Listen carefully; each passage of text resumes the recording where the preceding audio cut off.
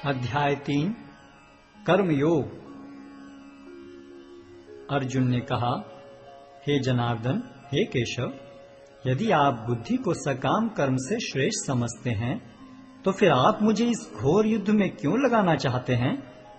आपके व्यामिश्रित उपदेशों से मेरी बुद्धि मोहित हो रही है, अतः कृपा करके निश्चय पूर्वक मुझे बताएं कि इनमें से मेरे लिए सर्वाधिक श्रेयस्कर क्या होगा। श्री भगवान ने कहा, हे निष्पाप अर्जुन, मैं पहले ही बता चुका हूं कि आत्म साक्षात्कार का प्रयत्न करने वाले दो प्रकार के पुरुष होते हैं। कुछ इसे ज्ञान योग द्वारा समझने का प्रयत्न करते हैं तो कुछ भक्तिमय सेवा के द्वारा। न तो कर्म से विमुख होकर कोई कर्मफल से छुटकारा पा सकता है और न केवल संन्यास से सिद्धि प्राप्त की जा सकती है। प्रत्येक व्यक्ति को प्रकृति से अर्जित गुणों के अनुसार विवश होकर कर्म करना पड़ता है, अतः कोई भी एक क्षण भर के लिए भी बिना कर्म किए नहीं रह सकता।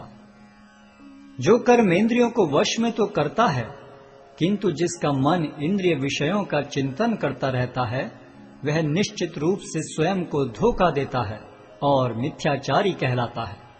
दूसरी ओर यदि कोई निष्ठावान व्यक्ति अपने मन के द्वारा कर्मेंद्रियों को वश में करने का प्रयत्न करता है और बिना किसी आसक्ति के कर्मयोग प्रारंभ करता है, तो वह अति उत्कृष्ट है।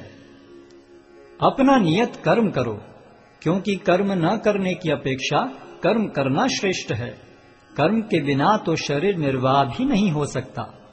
श्री विष्णु के लिए यज्ञ रूप में कर्म करना चाहिए, अन्यथा कर्म के द्वारा इस भौतिक जगत में बंधन उत्पन्न होता है। अतः हे कुंती पुत्र, उनकी प्रसन्नता के लिए अपने नियत कर्म करो, इस तरह तुम बंधन से सदा मुक्त रहोगे।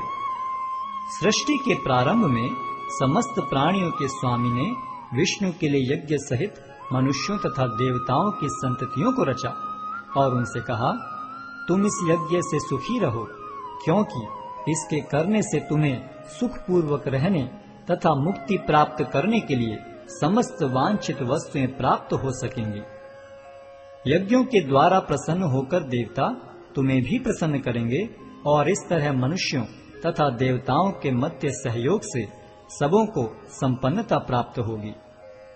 जीवन की विभिन्न आवश्यकताओं की पूर्ति करने वाले विभिन्न देवता यज्ञ संपन्न होने पर प्रसन्न होकर तुम्हारी सारी आवश्यकताओं की पूर्ति करेंगे, किंतु जो इन उपहारों को देवताओं को अर्पित किए बिना भोगता है, वह निश्चित रूप से चोर है।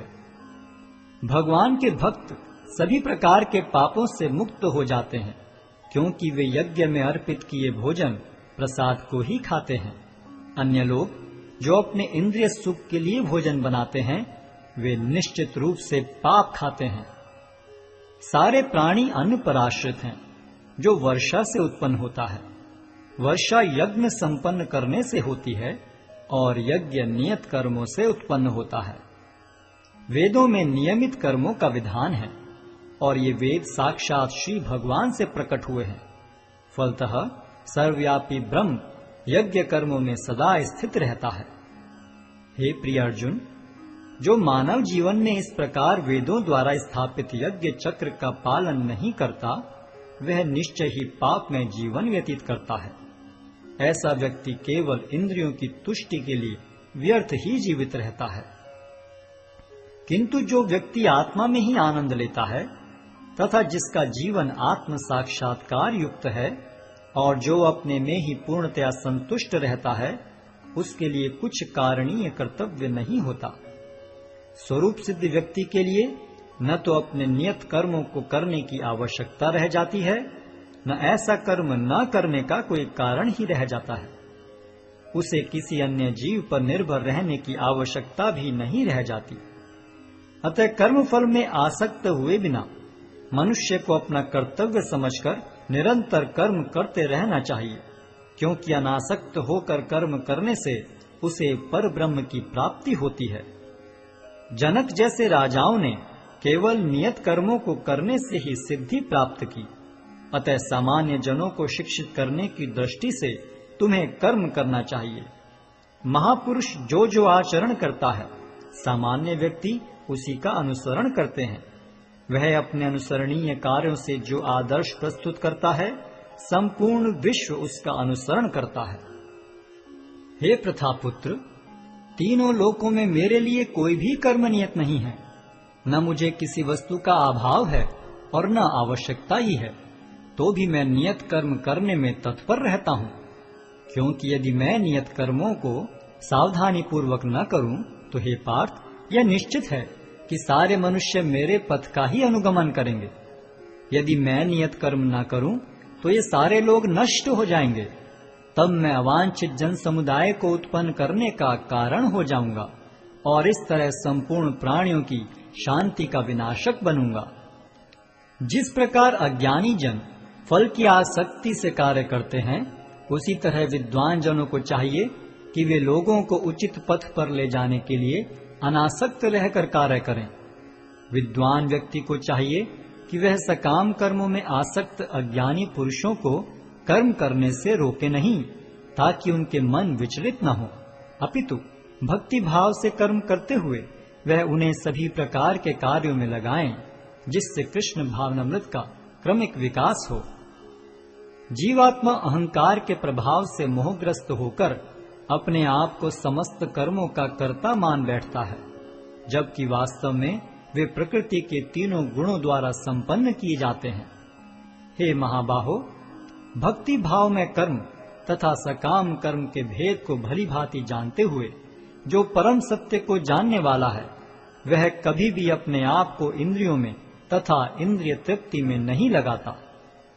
माया के गुणों से मोहग्रस्त होने पर अज्ञानी पुरुष पूर्णतया भौतिक कार्यों में संलग्न रहकर उनमें आसक्त हो जाते हैं। यद्यपि उनके ये कार्य उनमें ज्ञानाभाव के कारण अधम होते हैं, किंतु ज्ञानी को चाहिए कि उन्हें विचलित न करे।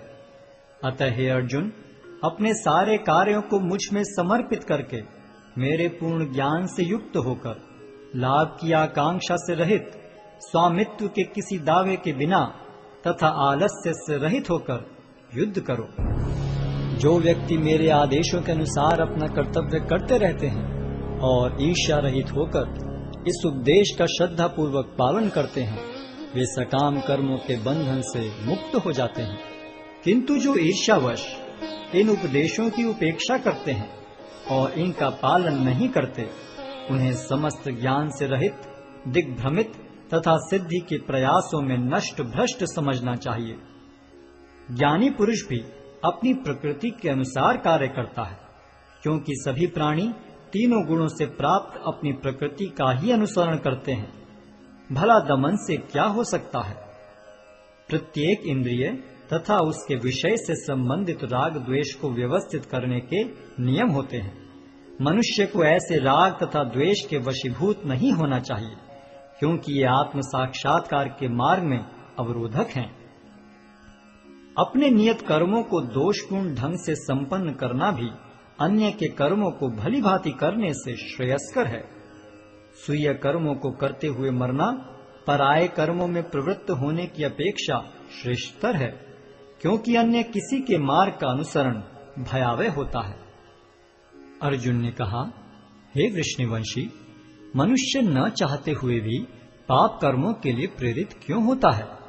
ऐसा लगता है कि उसे बलपूर्वक उनमें लगाया जा रहा हो। श्री भगवान ने कहा, हे अर्जुन, इसका कारण रजोगुण के संपर्क से उत्पन्न काम है, जो बाद में क्रोध का रूप धारण करता है और जो इस संसार का सर्वभक्षी पापी शत्रु है।